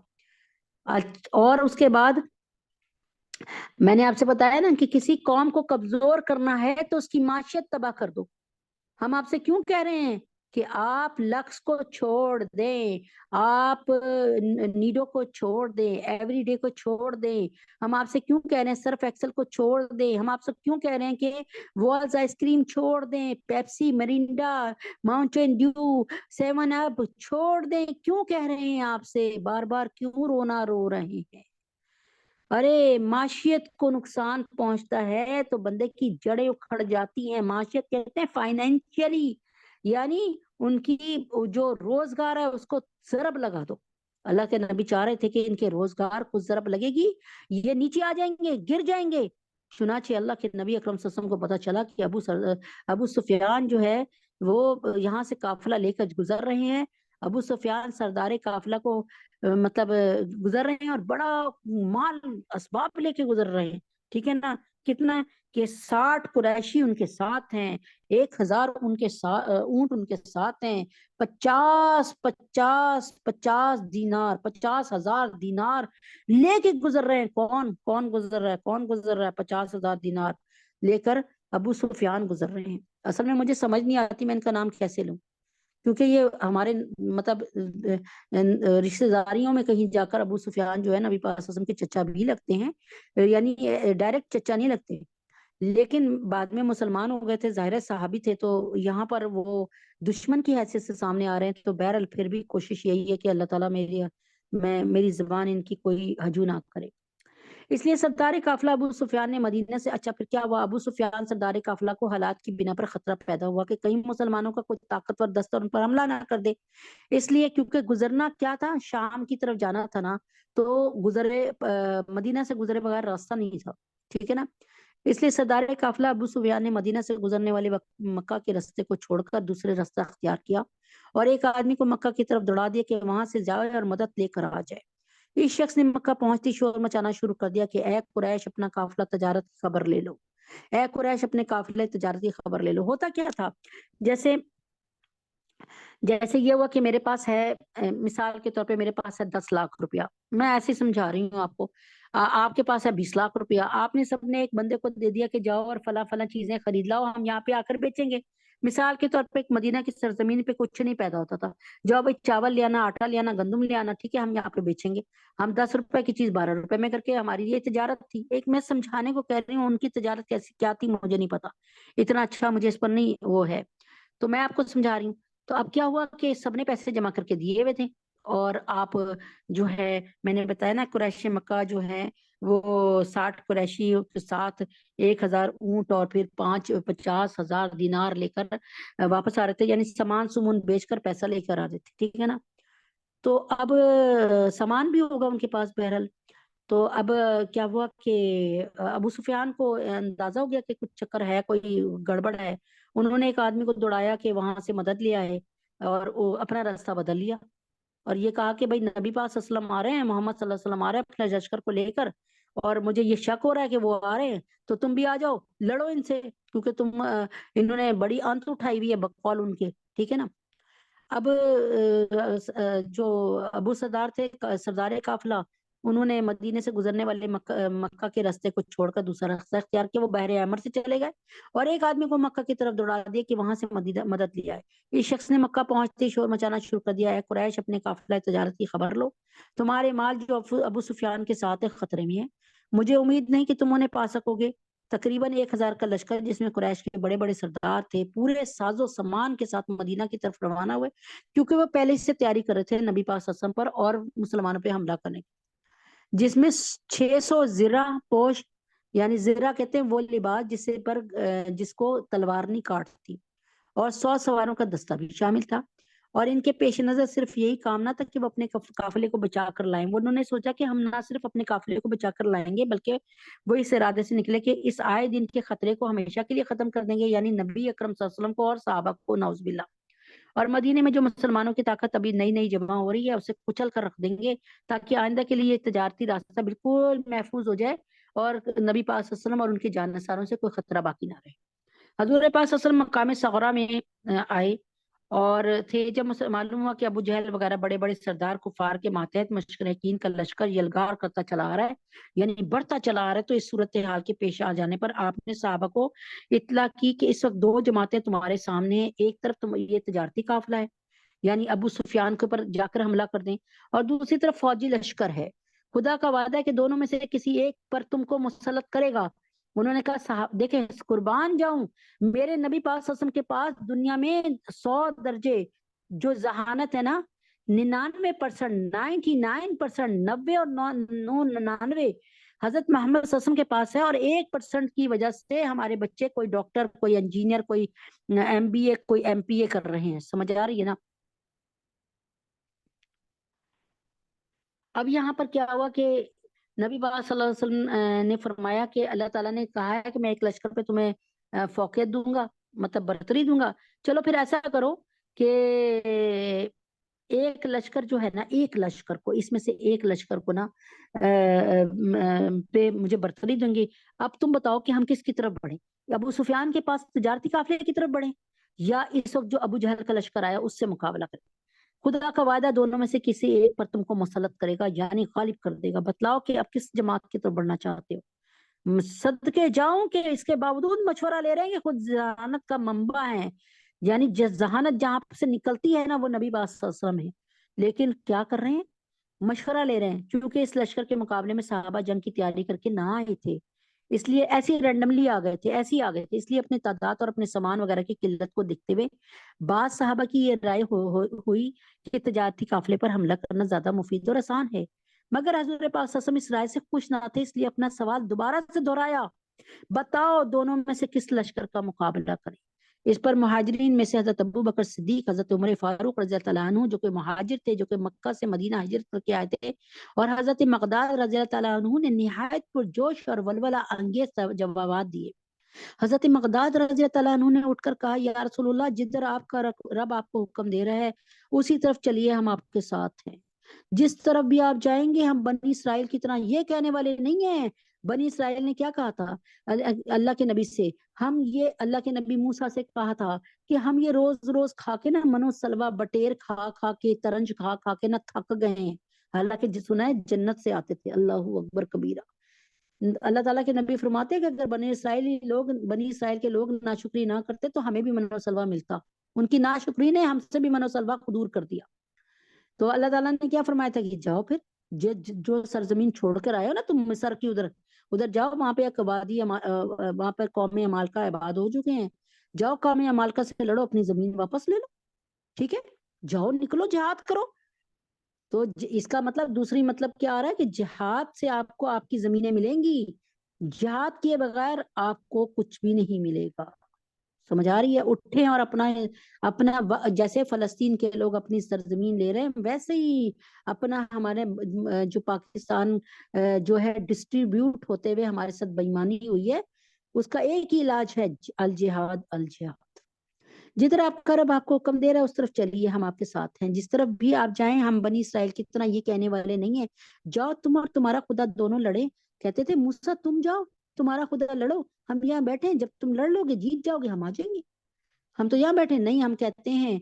تو حضرت مقداد رضی اللہ تعالیٰ عنہ نے فرمایا کہ ہم یہ نہیں کہیں گے، بلکہ ہم کہتے ہیں کہ آپ نہیں، ہم کہتے ہیں کہ آپ چلیے، ہم آپ کے ساتھ جانے لڑائیں گے، ہم ایسا نہیں کہیں گے بنی اسرائیل کی طرح کہ موسیٰ محمد صلی اللہ علیہ وسلم آپ جا کے لڑیے اور آپ کا خدا لڑے اور ہم یہاں بیٹھے ہم بعد میں آ جائیں گے، نہیں، یا رسول اللہ آپ حکم تو دیجئے، آپ ہمیں جہاں سے کہیں گے ہم آپ کے ساتھ اپنی جانیں لڑائیں گے۔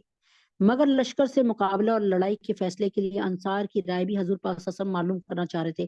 اب اللہ تعالیٰ، یہ تو تھی مہاجرین کی رائے، اللہ کے نبی چاہ رہے تھے کہ انصار دو قبیلوں سے مل کر، اوس اور خزرج سے مل کر بنا، اللہ تعالیٰ کے نبی چاہ رہے تھے کہ انصار کی رائے، جو مدینہ نے جنہوں نے گلے لگایا، پیار کیا، سنبھالا، ان کی رائے بھی ہو۔ اس لیے حضور پاک صلی اللہ علیہ وسلم نے پھر اپنا سوال دہرایا کہ بھائی دونوں جماعتوں میں سے کس کا مقابلہ کی جائے، یعنی جا کر ابو سفیان کے تجارتی قافلے پہ حملہ کیا جائے یا جو قافلہ آ رہا ہے ابو جہل کا اس سے۔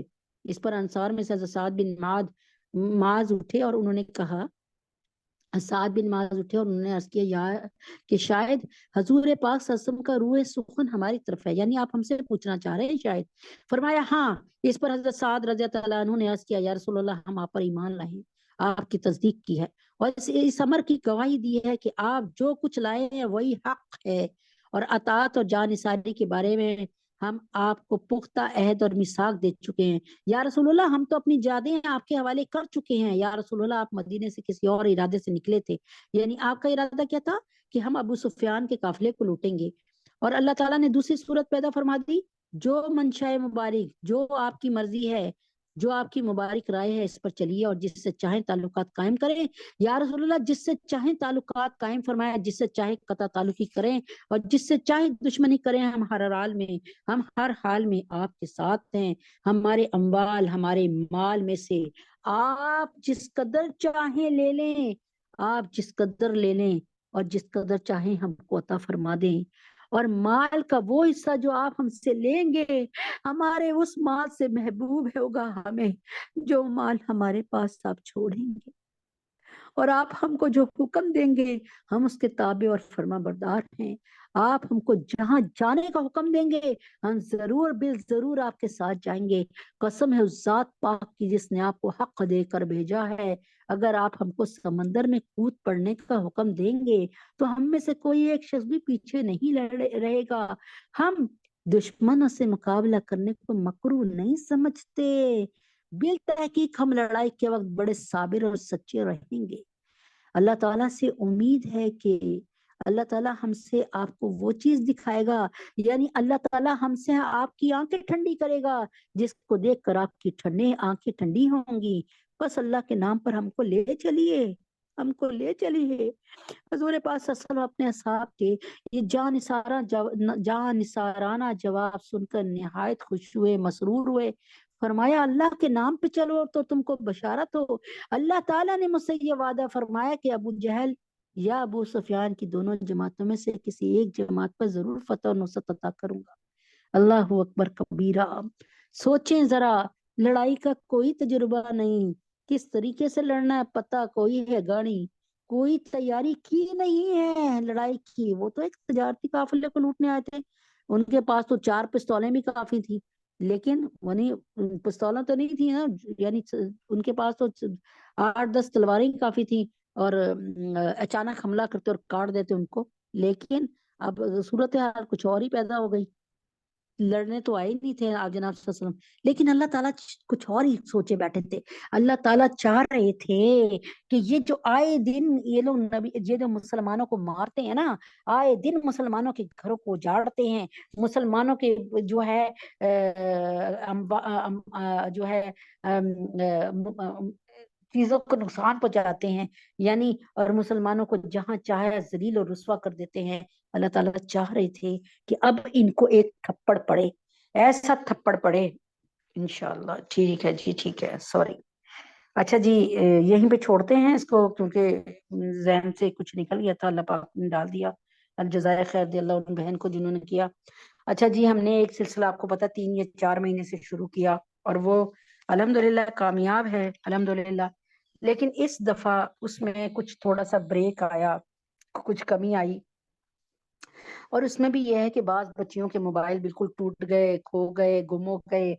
किसी के पास इतना नहीं है कि उनके, किसी के पास नेट की प्रॉब्लम बहुत ज्यादा चल रही है, लेकिन उसके बावजूद अल्लाह तबारक ताला के हुक्म से, अल्लाह ताला के करम से मैं फिर इस बात का ऐलान करती हूँ। और ये सब कुछ जो है, कहा है कि मैं सब कुछ जो बात होती हूँ अल्लाह तबारक ताला के हुक्म,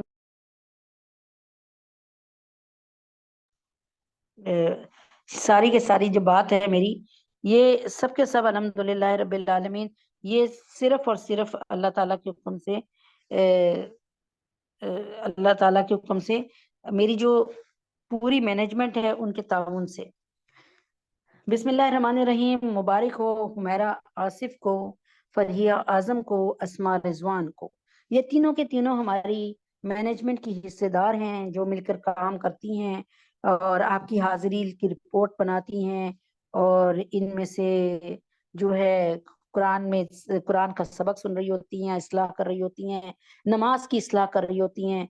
یہ ماشاءاللہ 9 بہنیں ہیں، نہیں مجھے سمیت 9 بہنیں ہیں، باقی یہ 8 بہنیں ہیں جو کہ بہت دل اور جان سے کام کر رہی ہوتی ہیں الحمدللہ۔ اس کے علاوہ ختم نبوت کی بہنیں بھی بہت اچھی طرح کام کر رہی ہوتی ہیں، ان کی 100% حاضری ہے، جو 100% حاضری ہے ان کی، ٹھیک ہے۔ ان بہنوں کے لیے جو وقت نکال کر اللہ پاک کے ذکر کی باقاعدگی سے سنتی ہیں، ان کے لیے، ان بہنوں کے لیے 2 تسبیح کلمہ طیبہ کی اور 2 تسبیح درود شریف ہدیہ کی جاتی ہے۔ اور میں اللہ تعالیٰ سے گزارش کرتی ہوں کہ اللہ تعالیٰ، یہ چھوٹے چھوٹے بچوں نے پڑھی ہے، اور میں اللہ تعالیٰ سے گزارش کرتی ہوں کہ جو میں نے پڑھی ہے اللہ تعالیٰ اس میں سے بھی ان 2 تسبیحوں کا، 2 کلمے کی تسبیحوں کا اور 2 درود شریف کی تسبیحوں کا ثواب حمیرہ آصف کو، فریہ اعظم کو اور اسماء رضوان کو اللہ تعالیٰ عطا فرمائے، اور یہ ایسی برکت والی تسبیحاں ہوں کہ ان کے لیے دنیا بھی جنت اور آخرت کی بھی جنت عطا فرمائے۔ آگے آتی ہیں ان لوگوں کے لیے، اچھا جی، ان لوگوں کے لیے جن کی حاضری تھوڑی سی کم ہے، ٹھیک ہے، یعنی 95% ہے، 90% ہے، ان میں امارہ ہیں، ان میں سے بہت سی بہنوں کو میں جانتی بھی نہیں ہوتی ہوں، بہرحال جیسی بھی ہیں اللہ جہاں بھی ہیں خوش رہیں۔ امارہ، مریم دلاور، اور مریم دلاور کے ساتھ 2 بچیاں ہیں جو خنسا دلاور اور لبابہ دلاور ہیں، ٹھیک ہے۔ یہ ان کا نام یہاں پہ ایڈ نہیں ہوا میں کر لیتی ہوں۔ نبیلہ عامر ہیں، نسیم کوثر ہیں، اور نسرین رفیع صاحبہ ہیں، نصرت اکرام ہیں، اور یہ ہماری بڑی معزز بہن ہیں، اللہ تعالیٰ ان کی جان مال ایمان میں برکت دے۔ نازیہ اندلیب جو کہ جو کہ غالباً سعودی عرب سے ہیں، اور ریحانہ شمس ماشاءاللہ بہت پنکچوئل ہیں، تو تھوڑی سی ان کی کام نکلی ہے حاضری 100% سے، لیکن اللہ تعالیٰ ان کو مبارک کرے کہ ان کے لیے بھی اللہ تعالیٰ کے حکم سے کہ جو ہے تسبیح اسی طریقے سے یہی کہ ان کے لیے 1 کلمے کی تسبیح اور 1 درود شریف کی تسبیح ہے جو ہدیہ کی جاتی ہے۔ اللہ تعالیٰ ان کو ان کے لیے باعث مغفرت بنا دیں، اور باعث ہدایت اور باعث رحمت بنا دیں، اور باعث ایمان بنا دیں۔ اچھا، اب آپ یہ بتائیں کہ کیا آپ لوگوں کو یہ ثواب نہیں چاہیے باقیوں کو؟ تو نیکی کے کاموں میں دوڑ لگائیے، فاستبقوا الخیرات، دوڑ لگائیے، دوڑ لگائیے، بالکل دوڑ لگائیے، کیونکہ یہ میں نہیں کہہ رہی، یہ قرآن مجید میں ہے کہ فاستبقوا الخیرات، چنانچہ نیکی کے کاموں میں، خیر کے کاموں میں دوڑ لگاؤ۔ تو ایمان والوں کی حالت یہی ہے کہ وہ نیکی کے کاموں میں بہت دوڑ لگاتے ہیں۔ امید ہے کہ اگلی دفعہ پوری کلاس کا نام ہوگا، اور الحمدللہ رب العالمین، اور میں آپ سے وعدہ کرتی ہوں اگر زندگی رہی تو جتنا میں نے پڑھا ہے وہی ہدیہ کروں گی انشاءاللہ اللہ۔ اور ویسے یہ چھوٹے چھوٹے بچوں نے اور ہماری پوری مینجمنٹ نے اور بہت ماشاءاللہ سب نے محنت سے پڑھا ہے، یقین کریں اس میں وہ متقی اور بہنیں ہیں جن کو میں خود بہت زیادہ اچھی طرح جانتی ہوں۔ اللہ تعالیٰ ان کے کلام کو قبول اور مقبول فرمائے، اور جن بہنوں کو ملا ہے ان کو مبارک ہو، میری طرف سے مبروک۔ السلام علیکم ورحمۃ اللہ وبرکاتہ۔ اللہم صلی علی محمد وعلی آل محمد کما صلیت علی ابراہیم وعلی آل ابراہیم انک حمید مجید۔ اللہم بارک علی محمد وعلی آل محمد کما بارکت علی ابراہیم وعلی آل ابراہیم انک حمید مجید۔ ربنا آتنا فی الدنیا حسنۃ وفی الآخرۃ حسنۃ وقنا عذاب النار۔ ربنا ظلمنا انفسنا وان لم تغفر لنا وترحمنا لنكونن من الخاسرین۔ رب اغفر وارحم وانت خیر الراحمین۔ اللہم انت السلام ومنک السلام تبارک یا ذا الجلال والاکرام۔ اللہ اکبر کبیرہ والحمد للہ کثیرہ سبحان اللہ بکرۃ واصیلا۔ اللہ اکبر کبیرہ، اللہ اکبر کبیرہ۔ جزا اللہ تعالی عنا محمدا ما هو آلہ، ما هو آلہ۔ اللہ اکبر۔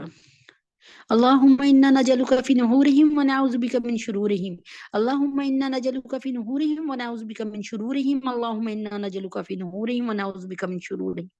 اے اللہ یہود ہنود نظارہ کو، یا اللہ نیتن یاہو کو، یا اللہ تمام اسرائیلیوں کو، یہودیوں کو، ان کے تمام معاونین کو، ان کی معاشیت کو یا اللہ غارت کر دے، ہلاک کر دے، بیڑا غرق کر دے۔ یا اللہ پاک حماس کی مدد فرمائیے، حماس کے مجاہدین کی مدد فرمائیے، ہمارے فلسطینی بہن بھائیوں کی مدد فرمائیے۔ اے اللہ اس ملبے کے ڈھیر سے بھی اللہ تعالیٰ اپنے حبیب کے طفیل میں زندہ جانوں کو نکال دیجئے۔ اور جن کی طاقت، جن کی قوت، جن کی صحت پہلے سے بہتر ہو۔ اے اللہ پاک، تجھے تیرے نبی کا واسطہ، آپ نے فرمایا کہ جہاد جہاد جہاد آپ کو بہت پسند ہے اللہ، تمام عبادات سے جہاد پسند ہے اللہ۔ اب تو فلسطین میں جہاد ہو رہا، اے اللہ آپ نے افغانستان میں طالبان کی بھی مدد فرمائی، یا اللہ ان کی بھی مدد فرمائیے یا اللہ۔ دنیا کے ذہنوں میں جو ایک خدا بنا ہوا ہے نا، مجازی خدا، امریکہ اور اسرائیل، اللہ اس کا بھرم، اس کا سب کچھ توڑ پھوڑ دے یا اللہ۔ تجھے تیرے نبی کا واسطہ ہم سب پہ رحم فرما دے۔ سچا خدا تو بس ایک ہی ہے، وہ ہمارا اللہ ہے۔ اے اللہ ہم تیرے آگے روتے ہیں، بلکتے ہیں، اما یجیب المضطر اذا دعاہ ویکشف السوء۔ اے اللہ ہمارے گناہوں کو معاف فرما دے، خطاؤں کو درگزر فرما دے۔ 2 مہینے ہو گئے اللہ، 2 مہینے، یقین کر اللہ بہت سے لوگوں کی کیفیت یہ ہے مجھ سمیت کہ اللہ تعالیٰ راتوں کو کتنی دیر تک نیند نہیں آتی، کہ وہ لوگ بےچارے ٹھنڈ میں کس طرح کھلے آسمان تلے پڑے ہیں اللہ۔ ہمیں رات میں کتنی دفعہ بھوک لگتی ہے، ہمیں کتنی دفعہ رات میں پیاس لگتی ہے اے اللہ، وہ تو گھر سے بے گھر پڑے ہیں اے اللہ۔ تجھے تیرے نبی کا واسطہ، رسول پاک صلی اللہ علیہ وسلم کا واسطہ یا اللہ، اللہ اللہ، جیسے تو نے غزوہ احزاب میں مدد فرمائی اے اللہ، ایسی مدد کی آندھی آئی اس طرف، دوسری طرف دشمنوں کی طرف، میری اس آندھی نے نبی اکرم صلی اللہ علیہ وسلم اور نبی پاک صلی اللہ علیہ وسلم اور نبی پاک صلی اللہ علیہ وسلم کے لشکر کو کچھ بھی نہیں کہا، لیکن اس آندھی نے کفار مکہ کے بقیے ادھیڑ دیے میرے اللہ، ان کی بیخ کنی کر دی میرے اللہ۔ تجھے تیرے نبی کا واسطہ، اس کے بعد آپ نے کہا تھا آج سے مسلمانوں پہ، آج سے نبی اکرم صلی اللہ علیہ وسلم پہ، ان کے صحابہ سے لڑنے کوئی نہیں آئے گا، اب نبی پاک صلی اللہ علیہ وسلم اور ان کے صحابہ ہی لڑنے کو جائیں گے، یعنی پاور مل گئی، طاقت مل گئی اے اللہ۔ تجھے تیرے نبی کا واسطہ حماس کی طاقت بن جائیے یا اللہ، ہمارے مسلمان بھائی ہیں اللہ، ہماری مسلمان بہنیں ہیں، بچے ہیں اے اللہ، وہ سارے میرے ہی بچے ہیں اے اللہ، وہ میرے ہی بھائی ہیں اے اللہ، مدد فرمائیے اے اللہ، مدد فرمائیے یا اللہ۔ فلسطین کے مسلمانوں کی مدد فرمائیے، ہماری مسجد اقصی کی مدد فرمائیے یا اللہ یا اللہ۔ تجھے تیرے نبی کا واسطہ وہاں پر ہمارے وہاں کی مسجد کے، اس مسجد کے امام ہمارے نبی پاک صلی اللہ علیہ وسلم تھے اے اللہ پاک، اس مسجد کے امام ہمارے نبی پاک صلی اللہ علیہ وسلم اور مقتدی سارے انبیاء تھے، تمام کے تمام آسمان کے فرشتے تھے اے اللہ۔ تجھے کون ان میں سے نہیں عزیز اللہ، سارے تیرے چاہنے والے تھے، تیرے مطیع اور فرما بردار تھے اللہ۔ ہمارے گناہوں کو معاف فرما دے، فلسطین کے مسلمانوں کی حفاظت فرما دے، فلسطین کی غزہ کی حفاظت فرما دے۔ ہمیں ہمارا پورا فلسطین چاہیے، جو آج سے 75 سال پہلے تھا وہ چاہیے یا اللہ۔ دشمنوں کو ذلیل کر دیجئے، ان کو ہلا دیجئے، وزلزل اللہ، ان کو ہلا دیجئے، ہم سب کے گناہوں کو معاف فرما دیجئے، ہم سب کی خطاؤں کو درگزر فرما دیجئے یا اللہ۔ ہماری بچیوں کے لیے نیک در کھول دیجئے اللہ۔ جن کی بچیاں اس محفل میں جو بیٹھی ہیں، ان کی بچیاں نکاح کی عمر تک پہنچ گئی ہیں اللہ، ان کے لیے برکت والے رشتے عطا فرما دیجئے، ان کے لیے بہترین فیصلے عطا فرما دیجئے اللہ۔ تمام کے تمام بے روزگاروں کو اللہ روزگار عطا فرما دیجئے، تمام بے ہدایتوں کو ہدایت عطا فرما دیجئے، تمام بے گھروں کو اپنا گھر عطا فرما دیجئے یا اللہ۔ تجھے تیرے نبی کا واسطہ عائشہ کو زندگی صحت تندرستی عطا فرما دیجئے یا اللہ۔ عبداللہ کے لیے حفظ کو آسان فرما دیجئے یا اللہ۔ اپنے حبیب پاک صلی اللہ علیہ وسلم کے طفیل میں اللہ عمیر کو زندگی صحت تندرستی عطا فرما دیجئے یا اللہ۔ ندیم بھائی کو اور عمیر کو ہدایت زندگی صحت تندرستی عطا فرما دیجئے۔ تمام علماء اسلام، تمام علماء ہند، میرے تمام اساتذہ کرام کو صحت کاملہ عاجلہ مستمرہ عطا فرما دیجئے یا اللہ۔ نازیہ اندلیب کو، طلحہ کو، ندیم بھائی کو، عمیر کو اللہ، اشفاق صاحب کو، عبداللہ کو، اہلیہ حسین کو، شازیہ عائشہ، معظم، نازیہ، جہانگیر، حمید حسن اور اہلیہ حسین کے والد صاحب کو، مومنہ کو، عائشہ، جنید کو، حمزہ، سنبل، عنایت، عادل، نرگس باجی اور ان کی تمام فیملی کو اللہ، ان سب کو، ان سب کے اہل خانہ کو ایمان کامل کے ساتھ زندگی صحت تندرستی عطا فرما دیجئے۔ امت محمد صلی اللہ علیہ وسلم کی ساری بیٹیوں کے لیے حفصہ، فاطمہ، جویریہ، سدرہ، سبحانہ، حفصہ، سجاد، بینت شفیفہ، بنات سرور فخر عبد المتین، سعدیہ، نظام، مہتاب، ندا، مصباح، آمنہ، عنبر، ختیجہ، شائستہ، نمرہ، زینب، منتہا اور جتنی بہنیں یہاں بیٹھی ہیں ان سب کی بیٹیوں کے لیے نیک پر نیک در نیک زوج عطا فرمائیے۔ اہلی اعظم شہناز، اہلی عاشق مفتی ضیاء الدین صاحب کو، عامر کو اپنا گھر عطا فرمائیے، اللہ بہترین گھر عطا فرمائیے۔ احمد کو اور مسز رفیق کو بھی اپنا گھر عطا فرمائیے۔ یا اللہ احمد نعمان، نواز صاحب، محمد عمر کو جو ہے روزگار عطا فرما دیجیے بہترین۔ یا اللہ عائشہ، سونیا، رقیہ باجی، ڈاکٹر انم، اہلیہ محسن، ماریانہ، سنبل، عمران، ان کو بہترین نیک نرینہ اولاد عطا فرما دیے۔ سحر کو، عائشہ کو، سحر کو، عائشہ کو اور اللہ تبارک تعالیٰ فریال کو، یا اللہ ان کو زندگی میں سکون عطا فرما دیجیے۔ اللہ ان کی تمام مشکلوں کو حل فرما دیجیے، ان کے لیے بہترین فیصلہ فرما دیجیے، ان کے لیے بہترین فیصلہ فرما دیجیے، ان کے لیے دنیا میں بھی جنت اور آخرت میں وسیع جنت عطا فرما دیجیے۔ ہم سب کے گناہوں کو معاف فرما دیجیے، ہم سب کے لیے اللہ ہم سب کی خطاؤں کو درگزر فرما دیجیے۔ یا اللہ تجھے تیرے نبی کا واسطہ پاکستان کو اسلامی معاشی معاشرتی سماجی ترقی عطا فرما دیجیے، پاکستان کو اسلام کا قلعہ بنا دیجیے، پاکستان سے اور تمام دنیا سے مہنگائی بے حیائی کو ہمیشہ کے لیے دور فرما دیجیے۔ یا اللہ پاکستان میں یا اللہ بجلی کو اور پیٹرول کو بہت سستا کر دیجیے۔ یا اللہ غریبوں کے لیے اور پاکستان غریبوں کے لیے اور اللہ تبارک تعالیٰ ہر قسم کے بے قصوں کی مدد فرما دیجیے، ہم سب کے گناہوں کو معاف فرمائیے، ہم سب کی اللہ ہمارے تینوں حرم کی حفاظت فرمائیے۔ اللہ تجھے تیرے نبی کا واسطہ زیارت حرمین شریفین کی توفیق عطا فرما دیجیے۔ بڑا مشکل لگتا ہے لیکن جب آپ لے کر جائیں تو کوئی روک نہیں سکتا۔ اے اللہ ہم سب کے گناہوں کو معاف فرما دیجیے۔ یا اللہ طیب الدگان صاحب کو اور قطر کے حکمراں کو اللہ ہدایت، زندگی، صحت، تندرستی عطا فرما دیجیے۔ یا اللہ فلسطین کے مسلمانوں کی مدد فرمائیے۔ یا اللہ شام کے، انڈیا اور ہندوستان کے اور کشمیر کے مسلمانوں کی مدد فرمائیے، ہم سب کے گناہوں کو معاف فرمائیے، ہم سب پہ رحم فرمائیے۔ وصلی اللہ تعالی علی خیر خلقہ محمد وعلی آلہ وصحبہ اجمعین برحمتک یا ارحم الراحمین۔ سبحان ربک رب العزت عما یصفون وسلام علی المرسلین والحمد للہ رب العالمین۔ السلام علیکم ورحمۃ اللہ وبرکاتہ۔